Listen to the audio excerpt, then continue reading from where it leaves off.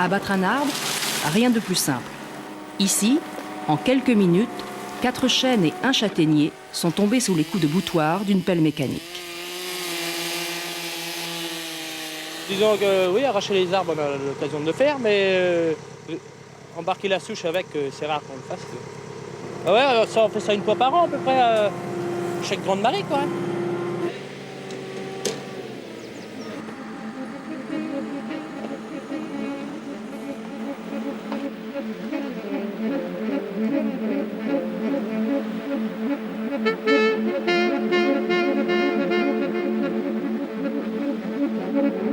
À Plouha, au pied des plus hautes falaises de Bretagne, entre Saint-Brieuc et Paimpol, subsiste un port insolite.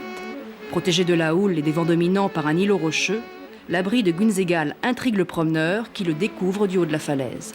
La première impression, c'est qu'on est dans un endroit un peu magique, quoi. Il n'y en a pas 36 comme ça, il n'y a qu'un Gunzegal, ça c'est une certitude. Au-delà du panorama qui est absolument splendide, c'est effectivement l'aspect fort, puissant du rocher, et puis juste derrière, c'est cette série de petits pieux qui paraissent bien fragiles. La première fois que j'ai découvert, je me souviens fort bien, il n'y avait rien. Il y avait juste les pieux. Et je ne savais pas, j'étais pas du coin, et j'étais très étonné par ça. C'est un lieu avec plein d'histoires. C'est le lieu où nos anciens, avec leurs bateaux de pêche, vraiment leurs bateaux de pêche, c'est eux qui ont créé Gunzegal.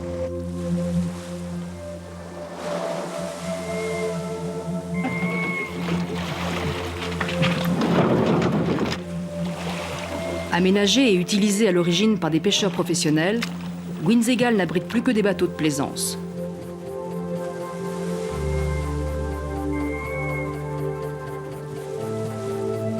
Ceux qui sont comme maintenant, vous voyez, ce sont des gens du pays. Hein. Bon, là, 80% des gens qui sont là maintenant, c'est des retraités. Hein. Bon, en principe, le matin, il y a des plus courageux, des anecdotes.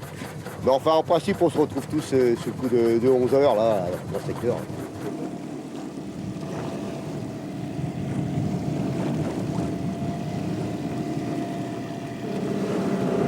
Tes casiers, tu les relèves maintenant ou pas? Non, après? Je peux vous dire que moi je suis ici depuis 4 ans et j'ai retrouvé une véritable bande de copains, des plaisanciers, des véritables plaisanciers et pêcheurs en annexe. On est bien en mer, on est bien tous ensemble, on est bien dans ce petit coin, dans l'autre petit coin de Gunzegal, où tout le monde est heureux ici. C'est un coin que l'on vit depuis des années. Et ma foi, Gunzegal, c'est le paradis, quoi. C'est le petit paradis. Quand on regarde, par exemple, d'autres côtes bétonnées et autres, c'est le coin où on viendra, où on restera toute sa vie, quoi.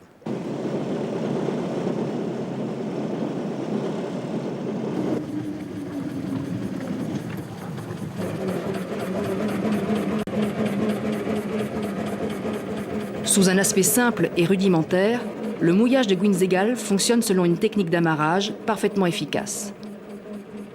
Quel que soit le coup de vent, quelle que soit la force de la marée, les bateaux vont avoir le même mouvement, toujours rattrapés par les chaînes qui font donc tendeur. Donc les bateaux resteront toujours parallèles. C'est-à-dire que dans ce petit périmètre, on arrivera à mettre 50 bateaux. C'est l'un des derniers ports de ce type encore en activité en France. Ayant peu changé depuis sa création, il témoigne d'une pratique ancestrale autrefois très répandue sur le littoral, du nord au sud de l'Europe. Depuis toujours, je dirais, on peut remonter au néolithique et plus loin, la construction en bord de rives, les cités lacustres et tout ça, on a oublié ça, mais le bois a été un matériau de construction pendant des siècles. Hein. Pratiquement toutes nos villes ont été construites en bois, et parce qu'il y avait des difficultés d'approvisionnement, de transport. C'est un matériau facile à découper, facile à travailler, facile à transporter. Je dirais que c'était une façon assez évidente d'aménager un mouillage à l'époque où ça a dû être fait. Ça remonte à quelques siècles, tant que je sache. Gunzegal fait aujourd'hui l'objet d'une attention particulière de la part de la commune de Plouha, qui contribue chaque année à le maintenir en état. Les camions et tractopelles ne peuvent accéder au site que par très grande marée, et en moins de 3 heures, les arbres arrachés le matin même dans le bois de l'Isandré doivent remplacer les pieux défectueux. Sans tarder, le chantier s'organise. Bon, alors, tout commence par le plus compliqué. Hein? Donc, ce sera celui qui est parmi les cailloux.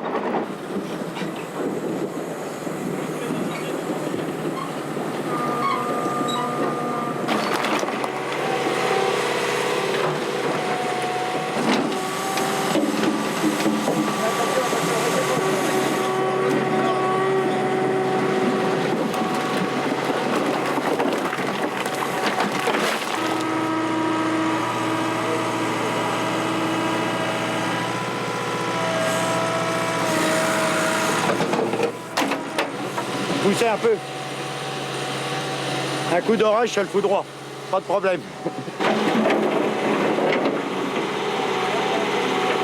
Parce que dans le sable, vous savez, on pourrait toujours essayer de les arracher, on ne les aurait pas. Hein. Ça fait ventouse, évidemment, ouais. Et comme ils sont plantés, ils ne bougent pas, même s'il y a des marées. Ils restent, au contraire, ça se consolide. Solidement plantés entre terre et mer, les arbres de Guinzegal prennent naturellement leur place dans le paysage. C'est l'impression que l'on a quand on arrive du haut de la falaise. Ces arbres irrigés dans cette petite crique, dans cet abri, effectivement, c'est un trait d'union dans cette nature et ils ne départent pas. Ce sont des arbres, ils sont dans l'eau de mer et ils ne départent pas. Ils sont en harmonie. Ce qui est très important, c'est d'avoir conservé un site qui est quasiment unique en Europe, parce que les deux autres sites qu'on connaît sont à Port-Spoder et à côté de Pouescat. Mais c'est le seul qui est encore le mieux entretenu, le mieux utilisé, le mieux conservé, dans un état très naturel.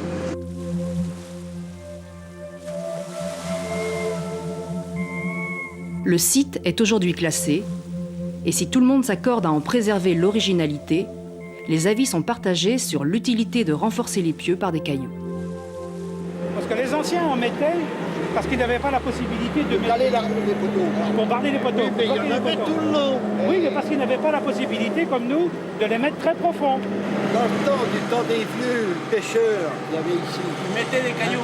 Tout le long, il y avait un muret de cailloux. Dans le temps, il se passait une chose, c'est que dans le temps, on mettait les arbres sans racines.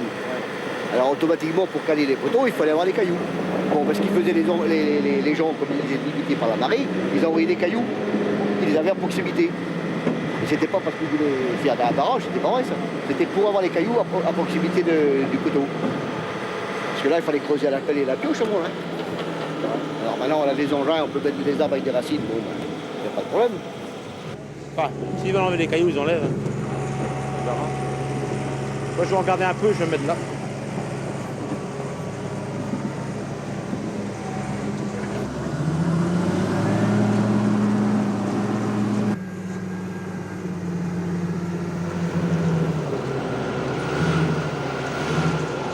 Et finalement, les arbres de Guinzegal résistent mieux aux éléments et aux tempêtes qu'au frottement des chaînes d'amarrage.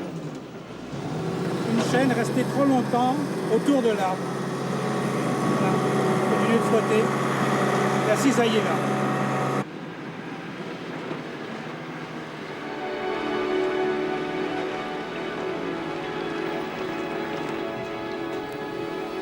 La mer va bientôt reconquérir l'estran, et avec elle, ces arbres dressés comme des mâts immobiles prennent parfois un aspect étrange. Il s'y raconte même de drôles d'histoires, comme celle attribuée au duc d'Albe, général en chef des armées de Charles Quint. Pour réprimer la révolte des gueux en Hollande, il eut l'idée de transformer de tels lieux en lieux de supplice.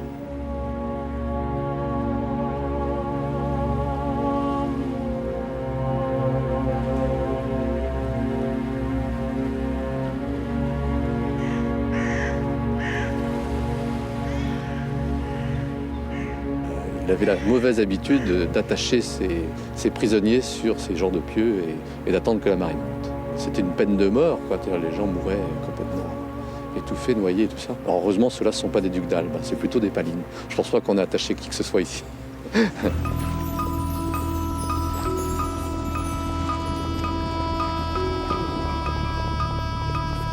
Ah, moi je suis né ici et je crois que je ne laisserai pas mon coin. Hein. Bon, j'ai navigué quand même pendant 30 ans, j'ai fait un peu tous les pays du monde. Hein. Mais je crois qu'on revient. Les plaisanciers ont su redonner vie à Guinzegal et le garder intact. il est resté tel qu'il était dans le temps. Et puis bon, bah, il n'y a pas de transformation vraiment. Et ce qu'il y a, c'est que dans le temps, pour les poteaux, c'était chacun pour soi. Pour votre poteau, il était hors d'usage, c'était à vous de le changer. Il fallait faire à la pioche, il fallait faire à la pelle, il fallait le faire rapidement. Il fallait attendre le temps de la marée. On s'est rendu compte que ça allait partir vraiment à foutre. Et puis, pour changer les poteaux, bon, chacun faisait à sa manière. Alors, il y en avait qui arrivaient avec des poteaux télégraphiques, d'autres... Enfin, c'était l'anarchie complète.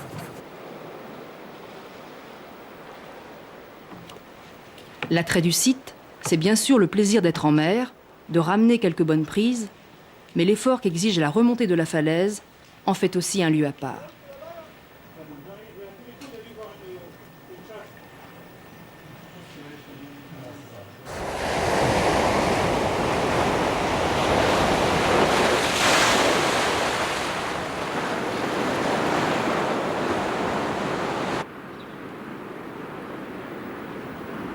À l'approche de l'hiver, les bateaux quittent leur mouillage.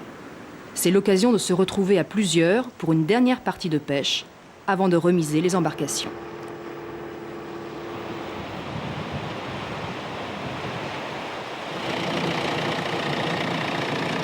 C'est la fin de la saison.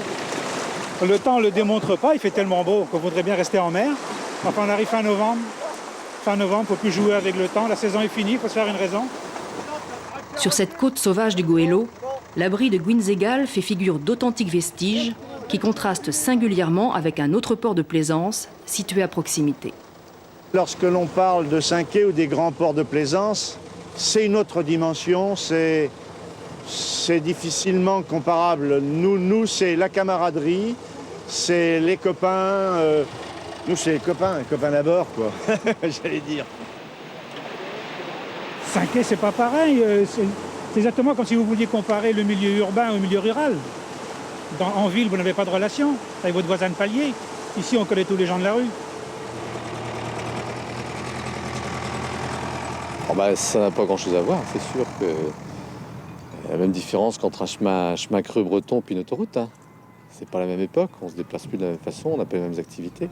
Un des plaisirs d'arriver à Cinqué, c'est d'avoir longé toutes les falaises de Plouha avant d'arriver au port. Je crois qu'effectivement, le port lui-même a cette chance d'être situé à proximité de sites très vierges, parce qu'aujourd'hui, le littoral, c'est devenu un lieu de désir. Et Cinqué s'est fondé là-dessus, mais le maintien de Guinzegal aussi, d'une certaine manière.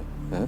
C'est-à-dire qu'on a besoin, quand on vient se détendre, quand on vient en vacances, on a à la fois besoin de lieux où on retrouve, je dirais, un passé, une nature, des choses comme ça, et on a besoin de lieux qu'on pourrait qualifier de sociabilisation, c'est-à-dire où on se retrouve entre nous, où on profite des terrasses, où on discute, où on rencontre les copains.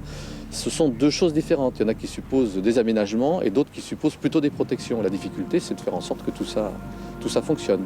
Les deux ont leur logique et qui sont basés sur finalement la même pratique du littoral. Hein, ou une pratique comparable du littoral. Ce sont les mêmes personnes qui prennent leur bière sur le port de Cinqué et qui viennent se promener ici. Ça peut être les mêmes.